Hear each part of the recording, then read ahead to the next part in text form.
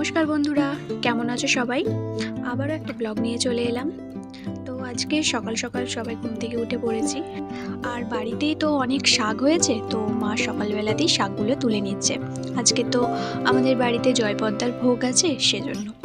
তো পালং শাক, পুনকো শাক সব তোলা হয়ে গেছে। সবজিগুলো সব রেডি করে নিলাম। এবার এই সবজিগুলোকে কেটে নেব।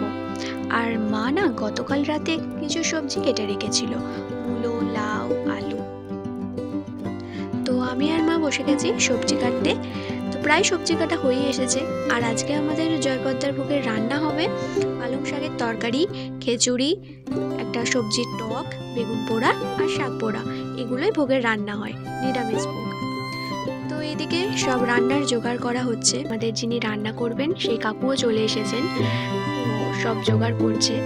আর এই রান্নায় আমরা কেউ হাত লাগাতে পারবো না, কারণ বৈষ্ণব বা বৈষ্ণব ছাড়া কেউ রান্না করতে পারবে না। তো আমরা শুধু ওই সবজিটুকুই কেটে দিয়েছি।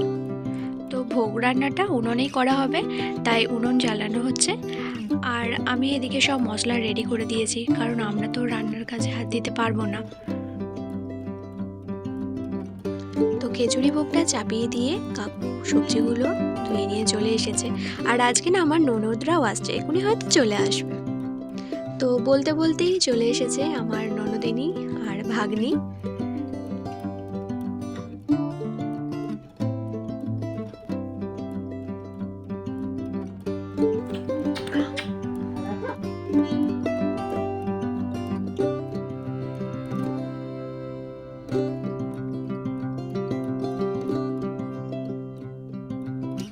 তো মামা বাড়ি এসে তো অনেক আদর খুনসুটি হলো।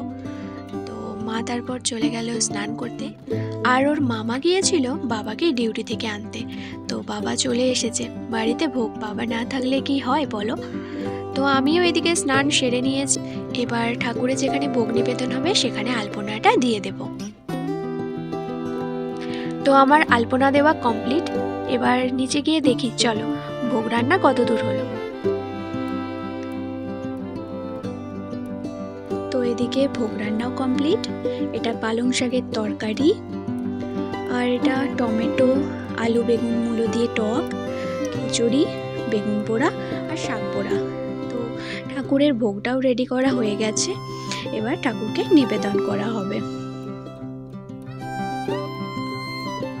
তো কাকু চলে এসেছে ঠাকুরের ভোগ নিয়ে। এবার নিবেদনের পুজো হবে, মা সব জোগাড় করে দিয়েছে। আর এদিকে বাচ্চারা সব পুজো দেখতে এসেছে।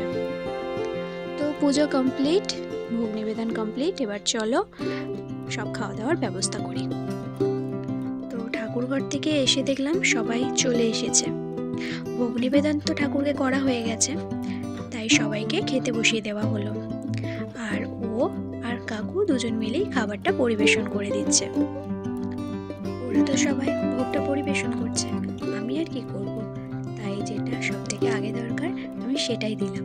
সবাইকে জলটা পরিবেশন করে দিলাম। আর জানো তো সবাই ভোগ খেয়ে বললো খুব ভালো হয়েছে। ঠাকুরের ভোগ এটা কিন্তু একটা আলাদাই জিনিস, সেটা যাই রান্না হোক খেতে কিন্তু অমৃতর মতো লাগে, তাই না?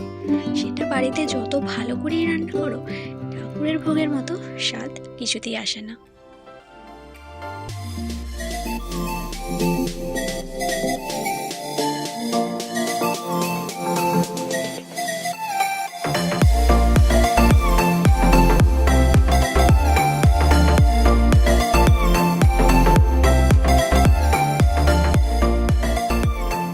সবার খাওয়া দাওয়ার পরে আমি, মা আর ও তিনজন মিলে খেয়ে নিলাম ঠাকুরের ভোগ প্রসাদ।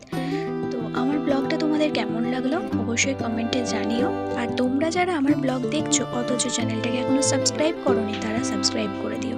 তো দেখা হচ্ছে পরের ব্লগে, টাটা।